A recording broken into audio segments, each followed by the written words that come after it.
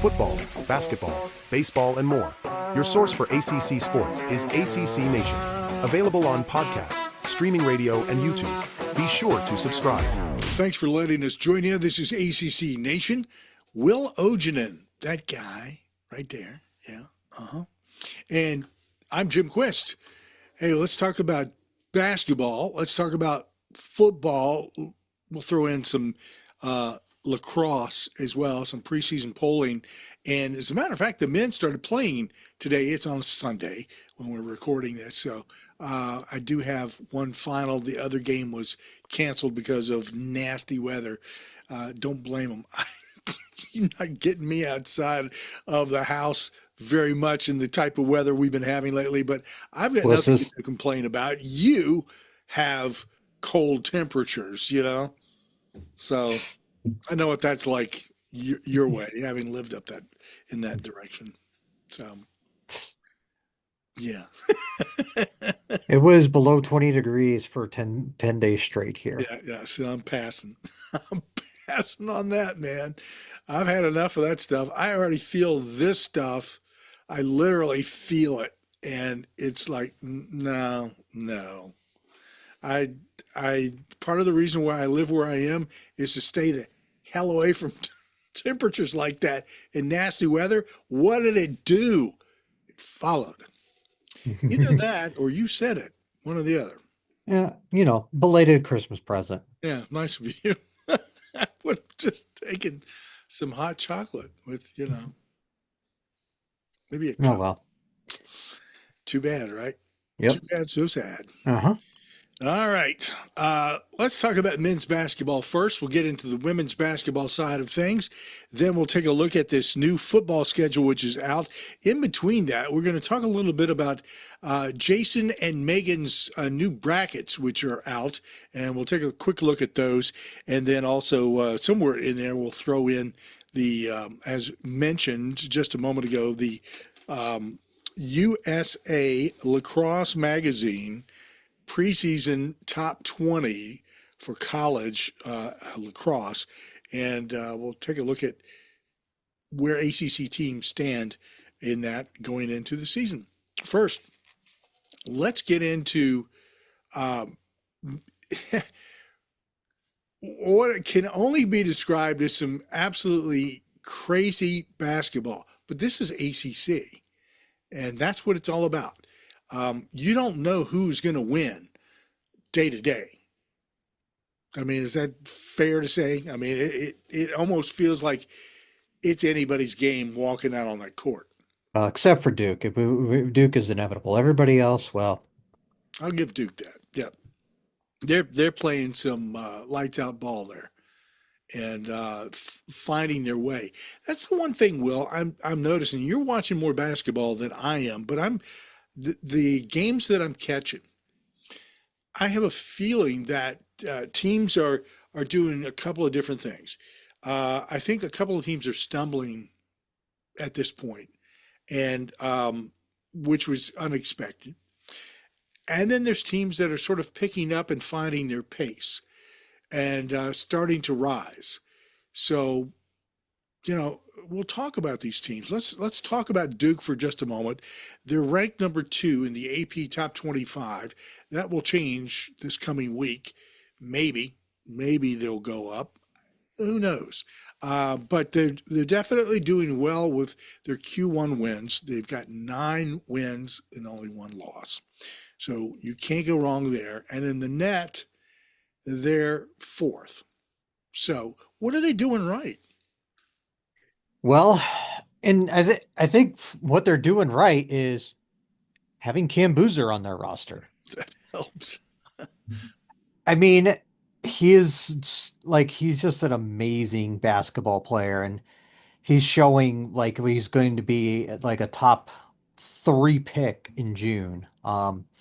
He's just an all-around great player. Like he's probably in the discussion for National Player of the Year. He's that good. You can pick on some things with Duke. Like I still think point guard plays a little bit shaky, but none of that matters at the right now, really. They're just they're so overwhelmingly better than anybody else in the conference talent-wise that they can overcome their deficiencies. I mean, I thought Virginia Tech would give them more of a game than they did on Saturday against or in Blacksburg. Nope. Duke pretty much took control of that right away. And it wasn't like always just Boozer. It was like I just every time I watch Duke, is one player that always sticks out to me is Malik Brown because he is so good defensively. Just he's he's got these long arms. He's a tall, lanky kid, but he's so good defensively because he just gets his hands up and he's disrupting passing lanes, blocking shots. Um, that you know he creates extra possessions for Duke because of it. And they can be and when they hit their threes and they're pretty good at that. I mean, they're average from there, but it's just the interior stuff they're so good at.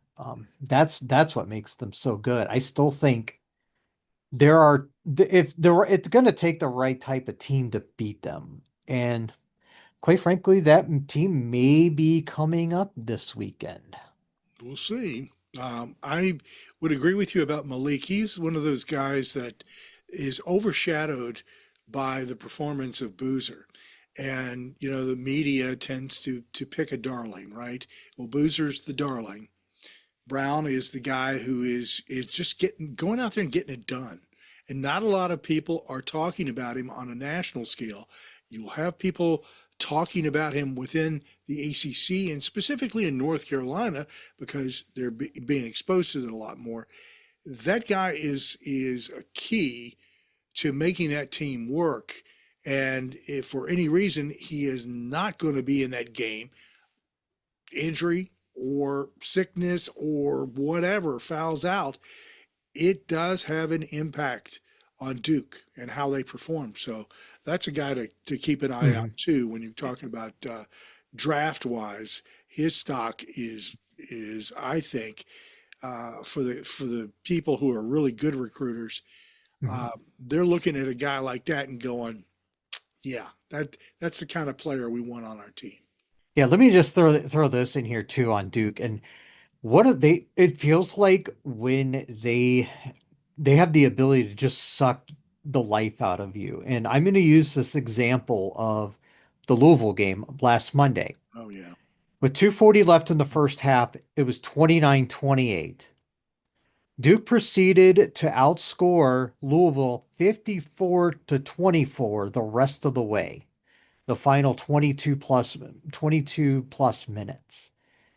And they're just able to do that. And I mean some of that too, I think Louisville's a little bit soft defensively and we can get into that another time because yeah, I'm disappointed in Louisville, but yeah, this was about Duke, and yeah, they're far and away the class of the field and of the ACC, and I don't unless Cam Boozer gets hurt, I don't see them really anybody threatening them at this point. right.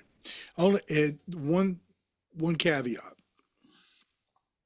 When we get to the ACC tournament, uh, all bets are off because you know how that rolls. Even if you have a dominant uh, program going on like they do at Duke at this moment, it doesn't mean anything once you get into that tournament because I don't know what it is, but everybody's in play. So we'll see how that all comes about. And, that's not that far off. Uh, we're in that final countdown of the schedule. I was looking at our schedule for the ACC, and February is going to go fast. There are a little more than a handful of games, obviously. There's probably close to two handfuls, maybe, games left in regular season. And you're talking about there's only three teams in the conference that are going to be playing outside. They're going to be playing non-con, and that is Duke, Louisville, Virginia. Those three teams will be playing a team outside of the conference, but everybody else is going to be battling it out in the conference. And Mhm. this is where teams it's make or break time. Yep.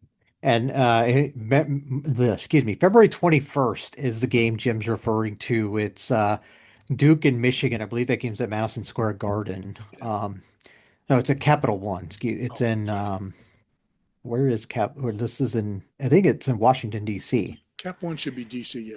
Yeah. I got all my arenas mixed up. For some reason I thought that was MSG, but I know Virginia's playing Ohio State on Valentine's Day in Nashville. That's such a weird. Hmm. That whole thing is just weird to me. I mean, I guess it's like a kind of like in the middle for the two. I mean, Hmm. I guess that's probably why. And then yeah, it's just. And then you mentioned the Louisville game. They have a game against Baylor that same day. That game Hmm. is in Texas. I think it's in Fort Worth. Yeah. It's So technically a neutral site game, but it's essentially an away game. yeah, that is definitely an away game. I mean that come on. Yeah. All right. Next up, when you talked about Louisville, they're at number 17 in the AP Top 25. They are struggling. Uh, Man, it's like holy smokes, guys. Um, 3-5 in Q1 wins and losses. And you talk about there's a softness there. Now, granted, injuries do play into this, but this is a team that they haven't clicked, and totally. And I don't know whether it's because of that or if there's something else. But time's running out. You were in February, and when you're in February, you better be clicking. There's no more time.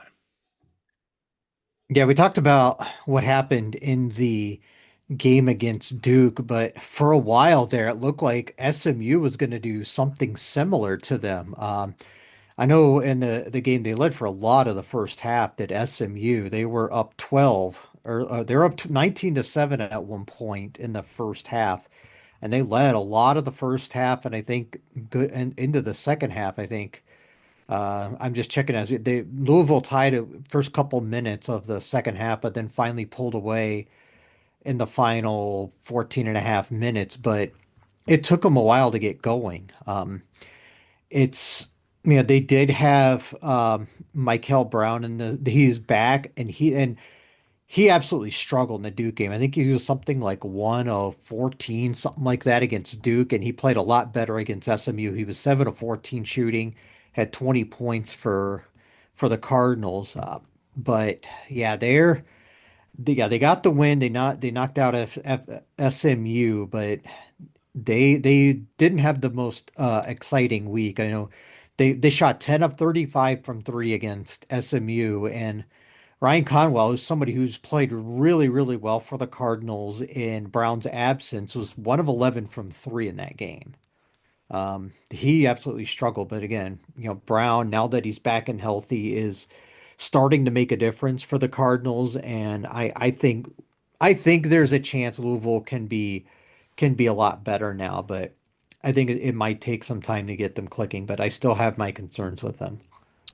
I need to check something here real quick because I'm as I'm going down some of these numbers, I want to make sure that I'm saying the right numbers here for. I had I've got something on slightly reversed. Okay, so I just want to clarify this while we're going here. Uh, Duke is ranked 4 in the AP, 2 in the net rankings. I've got it flip flopped. Yep. Yeah, So, Duke is yeah. second on the net. Okay. So with that being said, now I've got I knew that there's something a little fishy about my numbers there. I'm going like that's not quite what I remember doing there, but so I just wanted to make sure I checked and make sure that everything is all good. So we had Louisville, they're number 20 in the AP. They're 17 in net rankings. Up next is Virginia. They're at number 17 in the AP, and they're number 18 in the net rankings. They have a 4-2 quadrant one win loss record, and that game against North Carolina, I and I'm still not 100% sure because I didn't get to focus on the game, and I know that you did, but it felt like somebody had taken the air out of a balloon on them in that second half of the game, and I don't know whether it was because they they fell off on their shooting, which was quite apparent, or if it was because North Carolina finally figured something out and came on full blast. Which one was that? I mean, I didn't get enough of that game digested to really know. I think some of the issues are on Virginia, quite frankly. The second half of that North Carolina game into these games against this week against Notre Dame and Boston College, they've struggled defensively. Um, there is no reason that Virginia should be trailing by 19 like they were against Notre Dame, and it took a double overtime comeback to win. And needing a three with a couple of seconds left to send it to that second overtime. And there is no reason for them to have had a game against Boston College like they did. They Virginia ended up winning by 7, but they've been giving up a lot of interior buckets. I know Notre Dame shot a little bit above their means in that game, Mm-hmm. but the North Carolina game, they gave up it was interior stuff again. It was Stevenson, it was who's that? Caleb Wilson had a monster game for the Tar Heels in that game because Virginia couldn't guard him.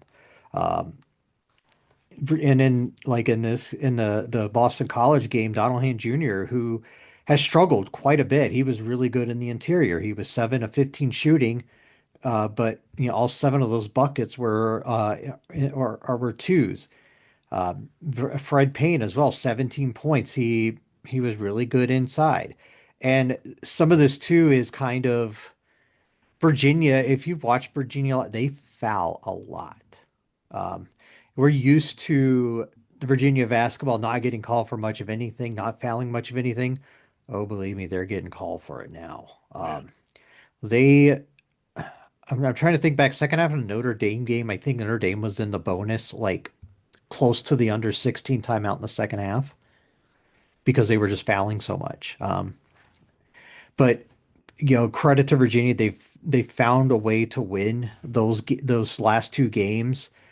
But there are definitely questions to be had with them. They do have a home game. They are at home this week. They get a Pitt on Tuesday and Syracuse on Saturday.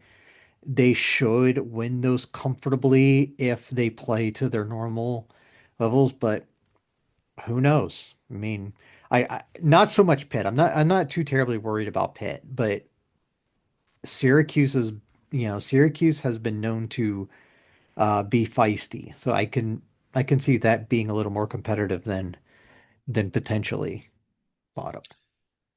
Um, yeah, I see what strikes me because you brought up the fouling situation, a lack of discipline, and it's really about focusing as a player on exercising um, the game properly, and I it just seems like they're kind of sloppy. So, but again, I didn't get to see all of that game, or I didn't get to see any of those other 2 games as well. So um, I'm not sure what to think, but it just strikes me that at this time of year, this is the worst possible time for a team to have to worry about basic fundamentals. Just cleaning up uh, this fouling stuff. That's just ridiculous. Yeah, and this is an interesting stat in terms of block percentage. Virginia has 2 of the top 15 uh, in the country in terms of block percentage. Ugana Onienso is number 1, and Johan Grunlow is number 14. But and they're blocking shots, but there's a lot of hand checking and just Just call stupid like stuff. fouls. And Yeah. I don't know if I would call it discipline. I think they're just a little over aggressive. No, there's nothing wrong with being overly Yeah. aggressive to a degree, Yeah. but you got to know where your line is. And Don't push they've that. been going past that line, quite Yeah. frankly. All right. Up next, North Carolina. They're 16th in the AP. They're just ahead of Virginia, but on the net, they're at number 25. North Carolina has a 4-3 Q1 record, and the thing about North Carolina is here's another team that has just been like there's this focus issue, and then coming into some other games, it's like, where did that come from? I mean, are you finally clicking? We saw this once before with one of Hubert Davis's team that like it almost took them all the way until March before everything came together, and they went on a hell of a run. Um, and I don't get teams like that. I don't understand that at all. It just does not make any sense. And if that is the way that you play every year, you got a problem.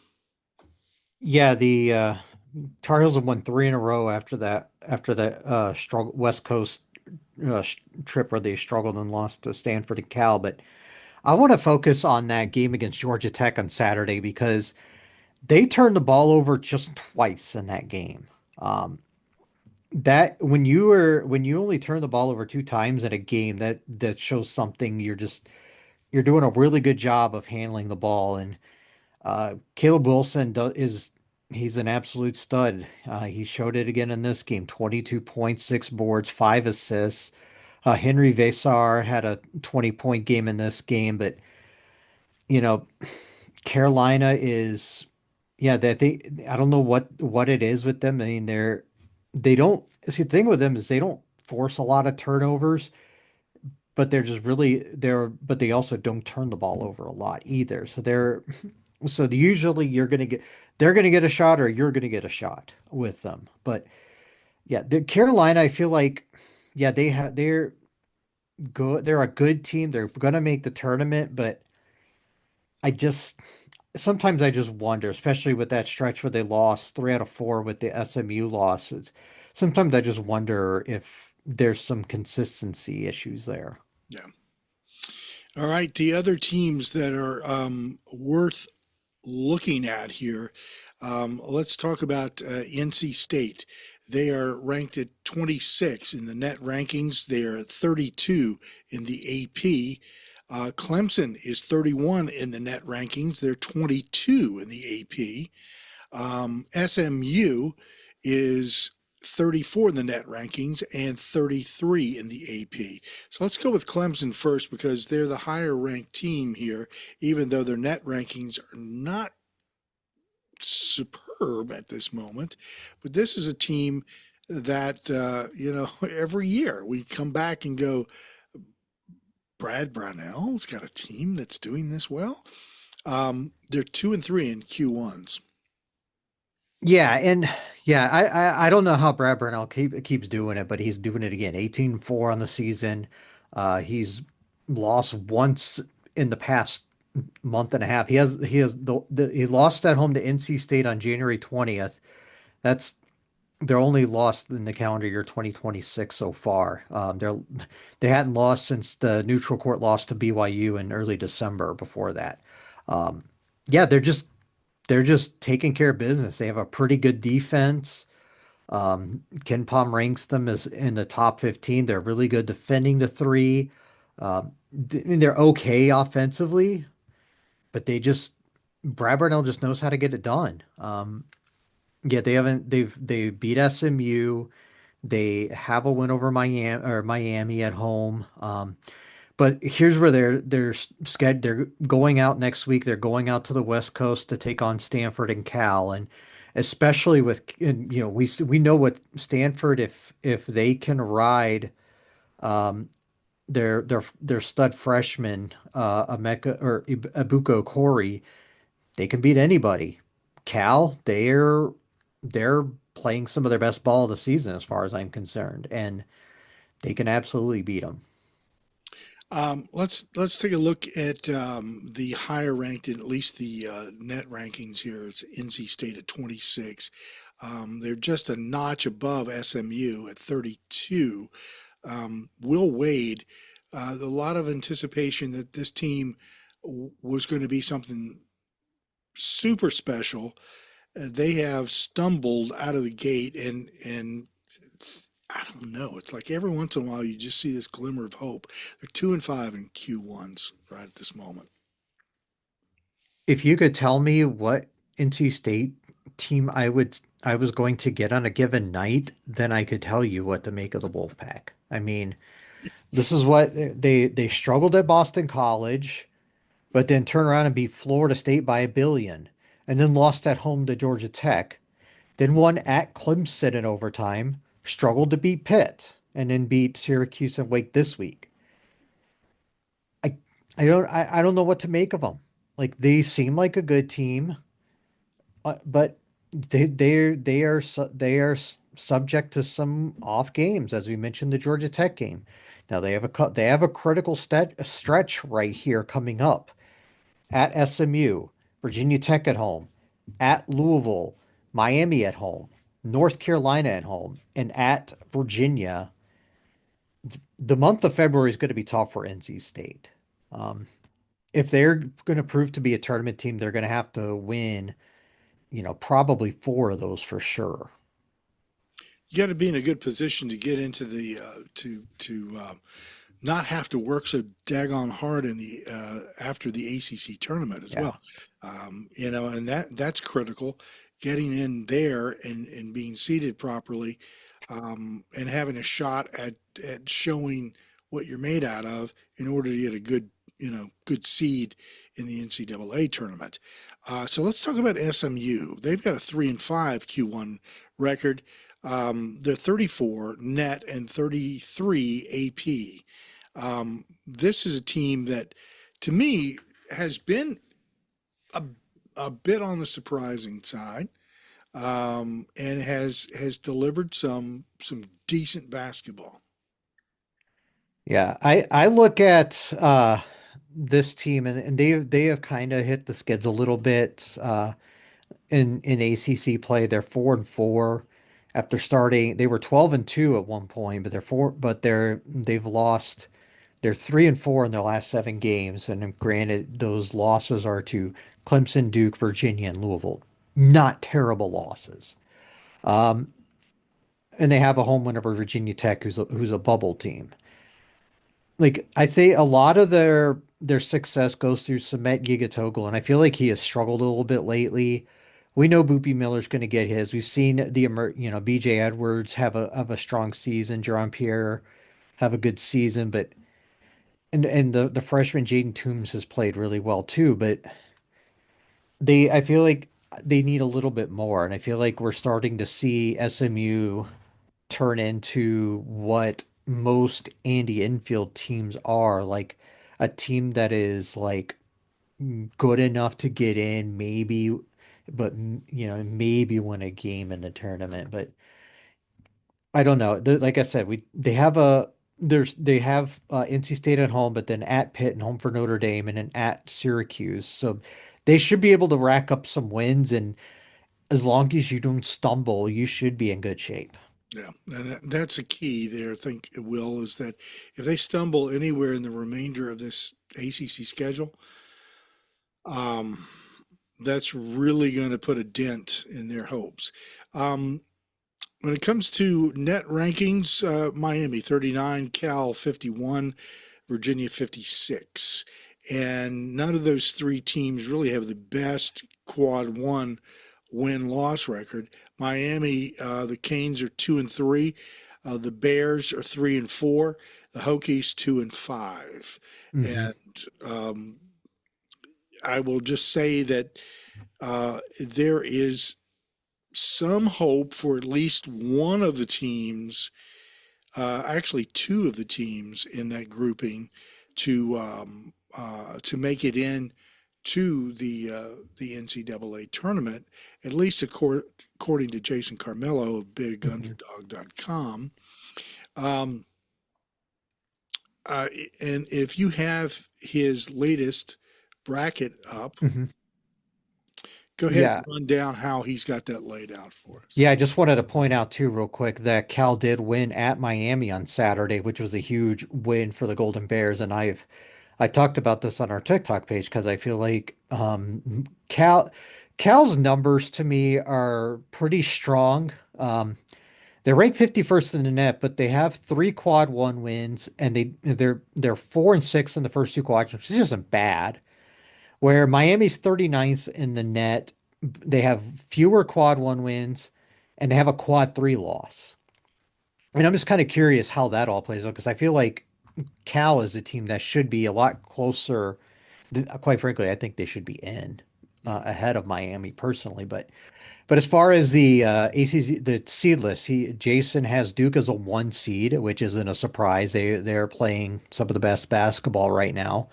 He has both Virginia and North Carolina as a five seed. These are the seed lists as of Friday, January 30th. So just to keep that in mind. He has Clemson as a six, SMU a seven, Louisville as an eight, NC State is a nine, Miami is a 10, and he has Virginia Tech as one of his last teams in. And he has Cal and Stanford in is in the hunt, which are basically like the next eight teams that are out of the bracket. Mhm. So, and then that's pretty impressive overall for the ACC men's side, considering where we've been for the last couple of years. And we'll be having Jason back on to talk with us before long, because as we start getting a little more into February, um, this is going to become more and more of a hot topic, talking about where teams are seated on the bracket. Let's switch over to looking at the women here really quickly. And, this has been a strong place for the ACC in the years past, but not quite so much this year. We've only got three teams that are in the top 25 of the net, and only two teams in the top 25 of the AP.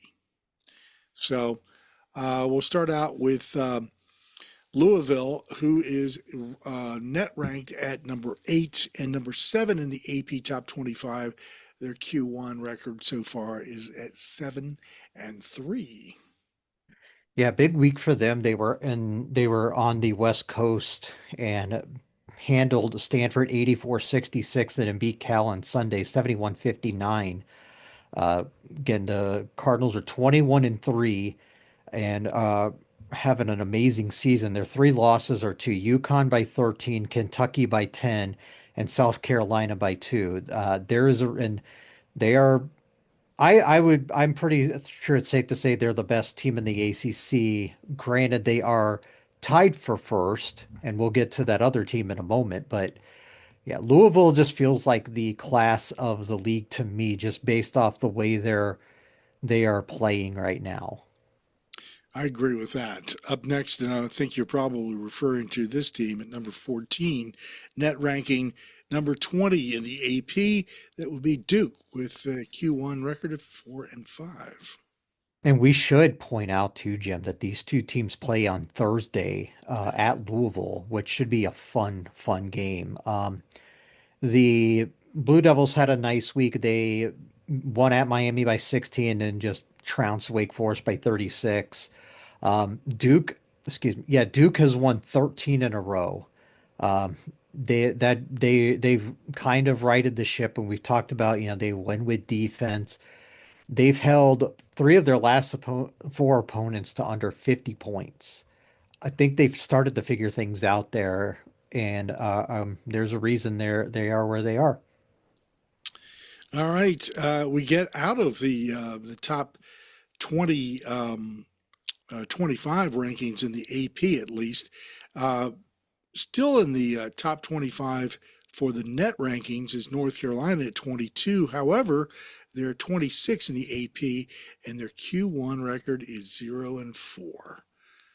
Yeah, it's tough. They haven't really had a when they've had these opportunities at quad one wins, they haven't been able to get them. But this week they won at Georgia Tech by 8 and then beat Syracuse in overtime by 6. And uh, they're not the most, not the best wins in the world, not the most impressive wins in the world, I would say, for North Carolina. I mean, I, Syracuse is a bubble team right now, and we'll get into the bracketology in a little bit, but Georgia Tech has been up and down this season, and struggling to beat them, I think, is kind of shows that they shows a little bit of they're a little up and down.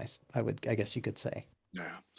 Last team in the AP, and this is out of the top 25, obviously, AP 30, but they're at number 28 in the net rankings, and that's NC State. They have a Q1 a record of 3-5,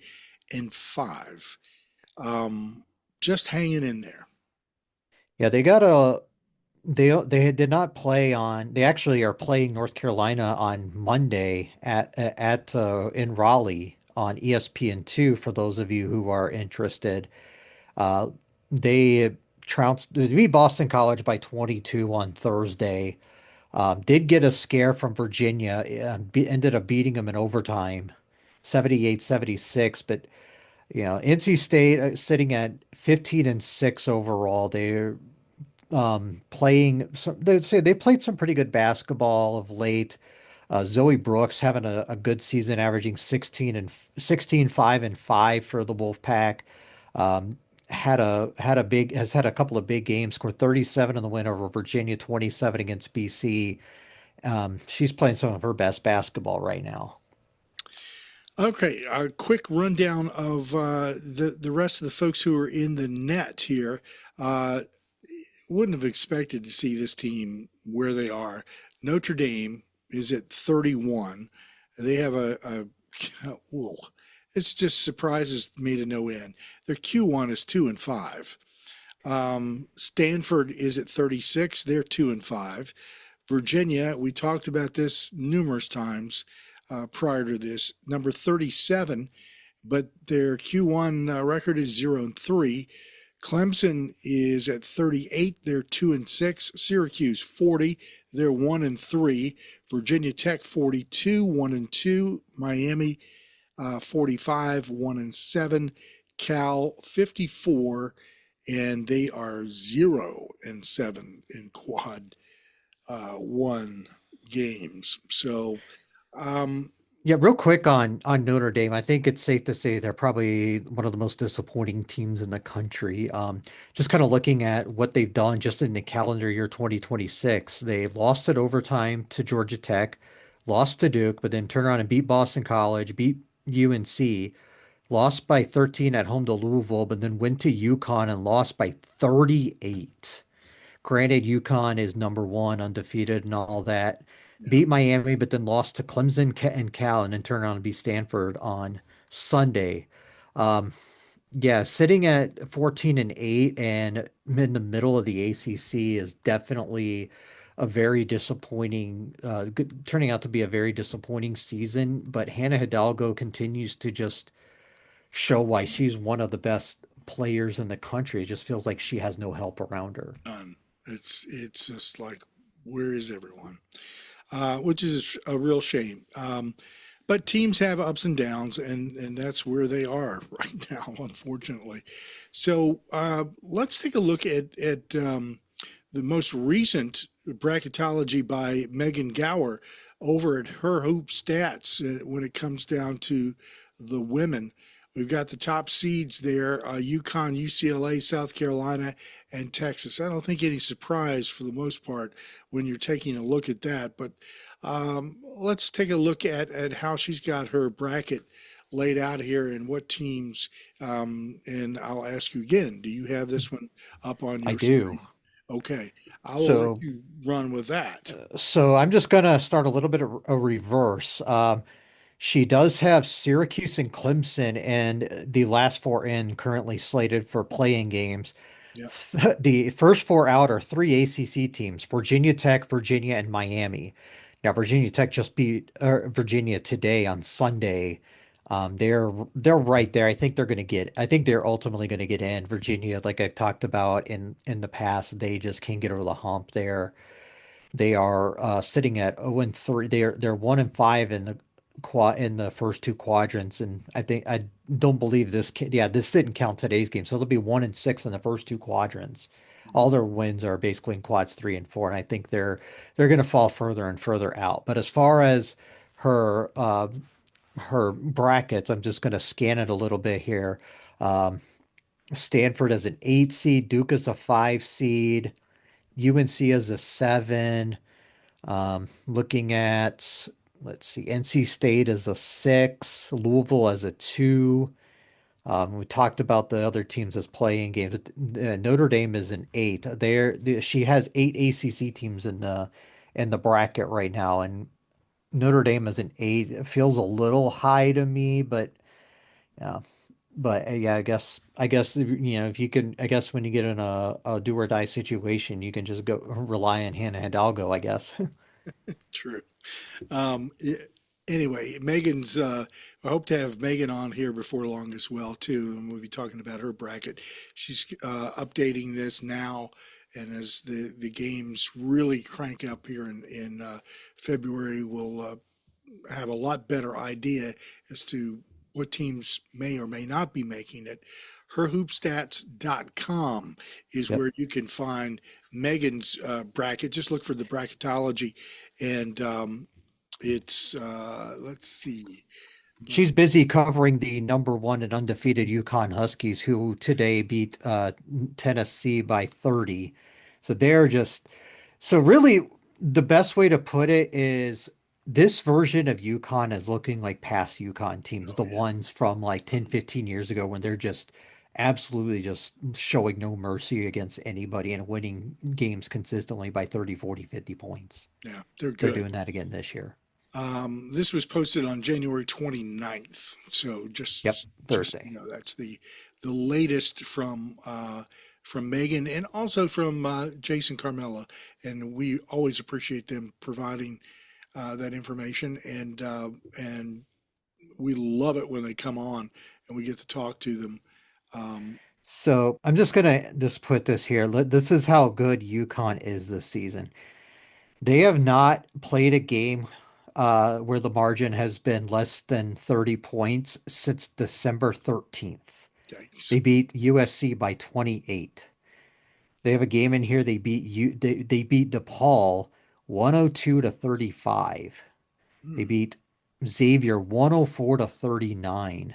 Like they're not playing like their non-con was not a ton of bye games. They're playing, they've scheduled up and are just throttling people. So I mean, UConn's a machine this year, folks.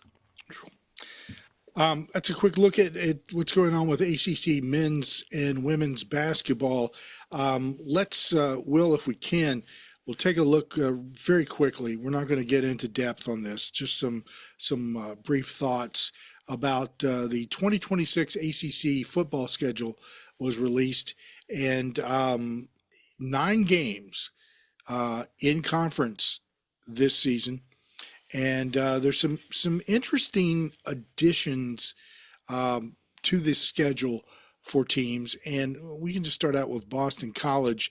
They've got Cincinnati, Rutgers, and Maine. They'll also be playing Notre Dame toward the end of the season. So those are the 4 out of conference per se games because Notre Dame is again, that argument can go on forever. But if you're playing 5 games against somebody, it's kind of part of the conference. Um, anyway, um, so Cincinnati, Rutgers, and Maine, and Rutgers is a team. By the way, if folks, and I know that Will and I know this, well, we have been talking about this. Rutgers is in deep financial problems. The athletic program. I mean, they're really in a bad hole, and trying to figure out a way to get out of that. Um, and I'm sure that's going to be impacting their sports programs before long. Hmm. I don't know how they're going to get around this, to be honest with you, unless they Yeah. have some big pocket people come in and help them. They're in bad shape. Grass isn't always greener, folks. No, it isn't. Um, so thoughts real quick on Cincinnati, Rutgers, and Maine. I mean, we don't need to comment on Notre Dame. So Yes, yeah, Cincinnati could be a tough one to open up the season on the road. Rutgers, who knows? I think that feels like a very even series, and Maine they should win. yeah. All right. We'll go down to California. They're going to be playing UCLA, Wagner, and UNLV. Yeah, the only game I'm really worried about is the UCLA game. They obviously have a new head coach, and they're getting everything figured out there. So that game should be interesting. Nice to see them playing one of their former Pac-12 schools. Yeah. Clemson has LSU, Georgia Southern, Charleston Southern, and of course South Carolina at the end of the season. Yeah, they're opening up Lane Kiffin's tenure down in Baton Rouge, and they're going to be. I mean, I'm not going to lie, they're going to be decided underdogs in that game. Yeah. Would thrill me to see Clemson go on the road and beat them, but I don't know how confident I am in the Tigers right now. But we still have 7 months to figure all that out. Oh, plenty of time. Duke, I hope they're not going back for second hurtings on these two games. Tulane and Illinois, and then they have William and Mary. Well, if you haven't followed the news lately, Darian Mensah is gone officially. He's going to Miami, and he's bringing his 1,000-yard receiver Cooper Barkate with him. Duke is going to be an all-new team in 2026, and I think they can. Tulane was just in the playoff, so who knows? I mean, but they lost their coach. They're starting over again. Illinois, it's in Champaign, so that could be a tough matchup. Yeah. All right. Next up is Florida State, and boy, they got enough issues as it is. But this schedule is not too bad, with one exception. New Mexico State is an opener, and then several weeks later they have at Alabama, and then they have Central Arkansas. Of course, the end of the season Yeah, is Florida. yeah. Um, the Alabama game, we'll see. I mean, Alabama's going to be breaking in. I think they're going to be breaking in a new quarterback. Ty Simpson's in the NFL, going to the NFL draft right now. So we'll see. I think they had a freshman that was redshirting the season that they're going to play, I believe. And then Florida and Swap, new coach. We'll see what they're like. I mean, it's way too early to know. Georgia Tech, I like to see this type of schedule. This looks good to me. I'm not overly, you know, one of these doesn't do anything for me at all. But Yeah. the fact that they start out with Colorado, and then they follow that up with Tennessee. Their third game would be Mercer, and then of course they finish the season with Georgia. So I like to see that Georgia Tech is building towards something, and Mhm. there's some consistency there. I don't know where Colorado is going to stand, but nonetheless, they've got a reputation. Tennessee, we know, could be uh, somebody to keep an eye on. Yeah, this is the Colorado games. Yeah, is the back half of a home and home. I remember Georgia Tech went to Colorado and beat them last year. I don't think we have to worry too much about Colorado. It feels like the things are starting to fall off there. Tennessee should be a very interesting game. The Vols will always be really good offensively, and then obviously Georgia will probably be in the contention for the national championship. Up next, Louisville is going to have an on the road game in Nashville. I don't, I don't get this either. We are talking about that basketball game earlier. Um, anyway, Ole Miss and Louisville in Nashville. That's opening the season. That could be a really good game. Yeah, so it should be interesting. Obviously Louisville's breaking in a new quarterback. Ole Miss is going to have a new coach and new schemes with the coach that would be Golding, who was their coach during the playoff run. Um, so yeah, this should be an interesting game. I'm very curious to see how this all plays out. And then obviously at Kentucky, they haven't been good for a while, and Yeah, unless something, I mean, I do like the hire of Will Stein there, but I don't know if it's going to be if it's going to make it an immediate impact in year one. probably not. The other game there is Villanova, and Yeah. that's neither here nor there. Miami is playing Florida A&M, Central Michigan, and they will be playing Notre Dame. So basically, like I said, we don't need to comment on Notre Dame. Notre Dame will be toward the end of the season, which is probably a good thing because then we can see Miami if they're having weakness at the beginning of the season, they'll be able to sort of work those kinks out, and we'll know what type of team we have. But Florida A&M and Central Michigan is sort of a I don't know. Yeah, the only game you're really interested in, we're not going to get into too much, is the Notre Dame game. That's probably going to be one of the best games of the season. Yeah. The game in South Bend with Derry Mensah quarterback against CJ Carr, who's going to be in a second season. I mean, who knows what they're going to be? I mean, he doesn't have Jeremiah Love now, so how much, how different will he be without that safety blanket? Yeah, and like you said, we got 7 months plus, so Hmm. we'll see. North Carolina starts out with TCU, but they're going to be playing in Dublin, and I guess this is part of the Shamrock series that Yeah. is kind of an annual thing over there, which does very well. There are a lot of fans. So North Carolina didn't they got bumped by TCU last season, right? Yeah, that was the first game of the Belichick era. They went down, scored that touchdown. Everybody's like all excited, and then they gave up And that 48 was it. points. And Yeah, yeah, I mean, Carolina in general has a pretty brutal schedule this year. I don't have high hopes for them this year with what the schedule is and who they have on hand. They're probably losing to TCU. They should be ETSU. Notre Dame they're losing, and at UConn. I don't know. UConn has a new coach. We'll see.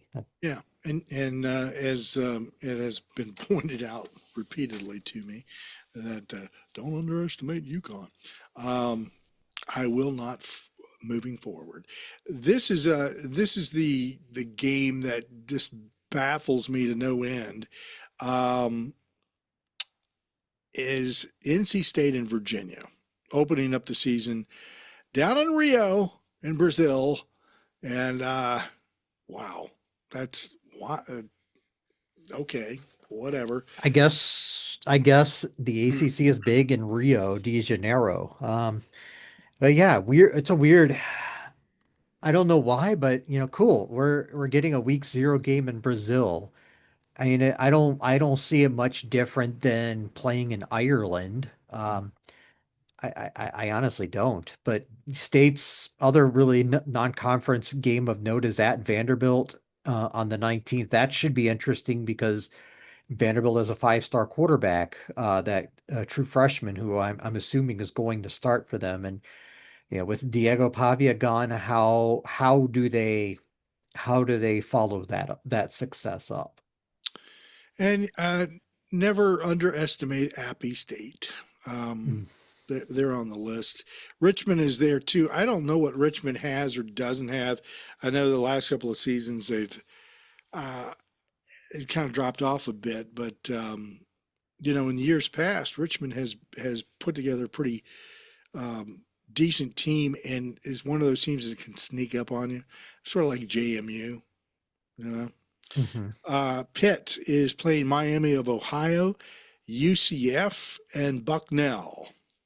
Yeah, the only game you're probably worried about at all is UCF, but Yeah, that game's at Acrisure, so I think so. My early lean 7 months from kickoff is I probably lean Pitt in that game, but I'm not just because I don't really know a ton about UCF right now. yeah. SMU has UC Davis, Missouri State, and of course they're playing Notre Dame. Yeah, not much there. I mean, at Notre Dame, I think they're going to be a decided underdog again, but yeah, otherwise they should win the other ones.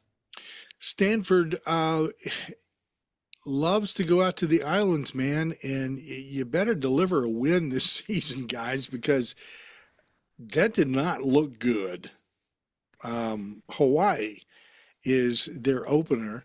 They also have Notre Dame, and I don't know how in the world they pulled this off, but they have Elon in the middle of October.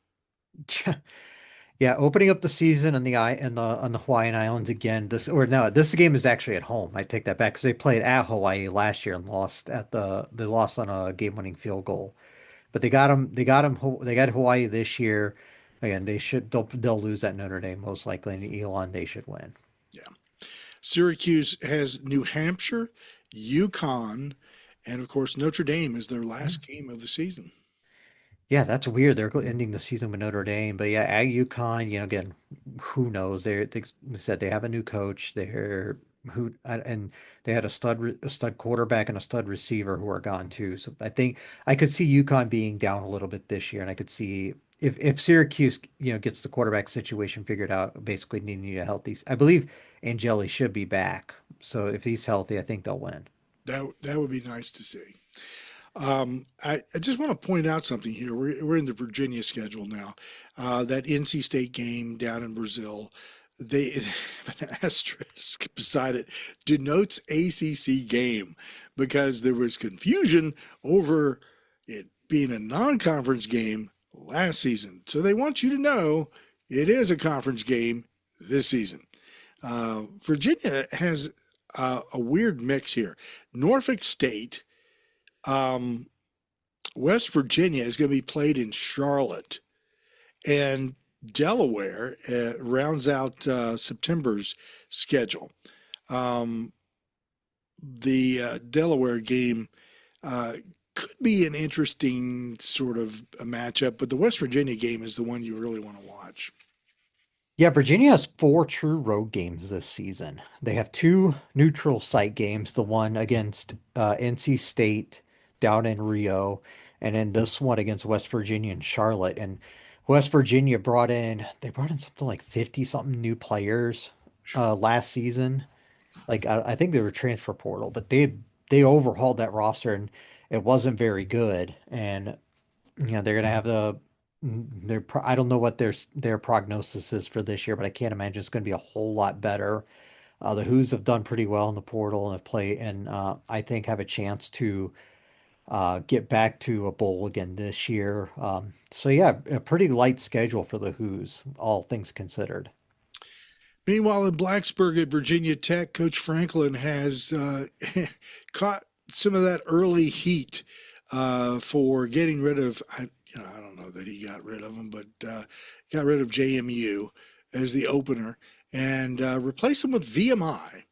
Now, having been the former sideline reporter for VMI, I will just say the Keydets, and make sure that you say that correctly because I was reminded millions of times. It's key as in key, debts, not cadets.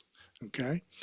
Um, eh, this used to be a huge competition between VMI and Virginia Tech because of the Corps of Cadets and all that. And it was one of those things that traditionally speaking, it was a huge rivalry, but that was like back in the 40s, dude.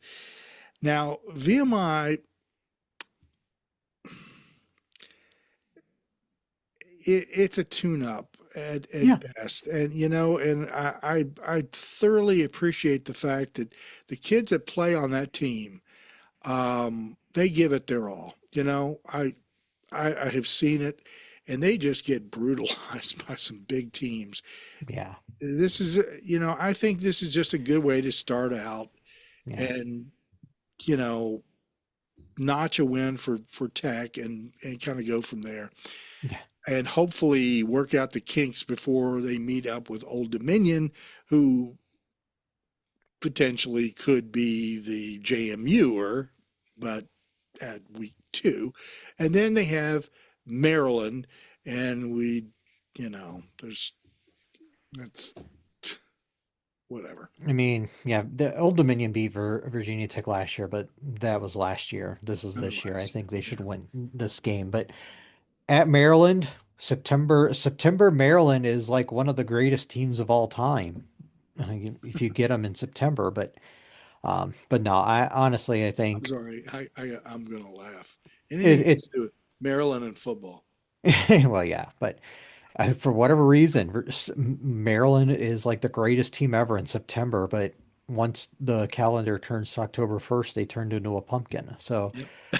so the game will probably be a lot more competitive than it should be because it's at Maryland. But yeah, if they would have scheduled that in October, I wouldn't even waste much of my breath and just would have taken the Hokies. Let me just tell you this, that based upon everything that I have seen, we've talked about this. I'm really glad Maryland's no longer part of the ACC, and I know people miss Maryland. Uh, I don't. Maryland's basketball program at one time was pretty stellar. What do you got there now? Um, Exactly. and it's their football program. The last I can even remember somebody being halfway decent as a coach was Fridge, and I- that school is just not geared toward being a football basketball team squad anymore. It's just so I'm glad they're not in the ACC. It's funny because their coach made the Sweet 16 last season and bolted. Yeah. Well, what is it, And 10? now, and then they hired Buzz Williams, and currently they're 8-13 overall and 1-9 in the Big Ten. Horrible. All right, Wake Forest, our last group here. Akron at Purdue, and they play Merrimack toward the end of the season. That is not much to talk about. Well, well, the game against Merrimack should be one to monitor. Okay. Knee slapper. Oh, but But the at Purdue game's probably the only one that's going to be interesting. I mean, obviously Purdue has been down for a couple of years now, so maybe Wake can go in there and get the win. But Wake is kind of retooling their offense a little bit. They've lost some players, and I think they have a good defense. So I think they're going to have a good defense again this year. all right. All right. So that's the way it looks. And, it there are some exciting games on it on these schedules, Mm. to say the least. And I think that ACC teams will know when we start doing these previews in the summer, we'll know a little bit better about Yeah. what's the what when we were really challenged last season, and so were our guests. But we'll Yep. have a little better idea And of what's going on, and being yeah. able to project where and what and how. But until that time, if somebody's telling you, "Oh, I think this team's going to be the best in the ACC," Yeah, and I think because there is so much more unknown going in the fall camps, I think we might just try to change the way we do these previews, huh? yeah, really, I mean, sometimes I wonder if it might even be safer just to do them after the first week of play. I mean, it's sort of like, oh, okay, let's start talking about the teams Yep. and who's on the team and how they're Yeah. performing after they start playing, because then we'll know. But nobody has a clue. Yeah. Very quickly here, let me go over the U.S. Lacrosse Magazine top 20 preseason poll for men's in the ACC. Syracuse at number 2, UNC 5, Notre Dame 7, Duke 8, Virginia's at 13. For the women, it's UNC at number 1, Boston College 3, Stanford 6, Virginia 7, Clemson 9, Syracuse 11, Duke 17. First game in the men's for the ACC was played Sunday today. That's when we're recording. And number 2, Syracuse got a big win, 13-6 over number 16, Boston University. The other game, which included, I believe, North Carolina and Towson, was canceled, probably because of the weather, you think? Um, You think? yeah, you think? All right. Um, that's pretty much it for the moment. And uh, tons of stuff rolling in. I mean, this month is just going to be wild. Pretty And meaty podcast this week, I'd say. yeah, we got baseball and stuff coming up too. Yeah, just a So couple of that's, weeks. yep, 13th, right before. Yeah, the Valentine's weekend. Yep, good stuff. So we'll be updating you on that. Swimming, tennis, golf. There's a couple other sports too, and I'm right off the top of my head. But anyway, make sure that you check out Will on TikTok. If you have not subscribed and followed us, go to ACC Nation Net. Okay, you won't have a hard time finding Will. Okay, Mhm. he's right there. He's doing basketball reviews and talking about games and a lot more. There's And I've been doing my seasons in review. I just actually posted the Duke one on Sunday. We'll be getting to the Florida State one here this week, and then probably on the Georgia Tech in the back half of the week. excellent. All right. Join us at accnation.net on our website. Listen to our podcast, listen to us on streaming radio, and you can watch us on YouTube. We hope you'll join us. If you go to our website, you'll be able to see all of our social media outlets. Make sure that you click on them. Join us, whichever one is your favorite, or all of them, like we do. Just go in, check, follow. We would love it. Thank you for listening, and we hope you're having a great time. Enjoy yourself. We'll see you next time around. Until then, hey, cheers. Score.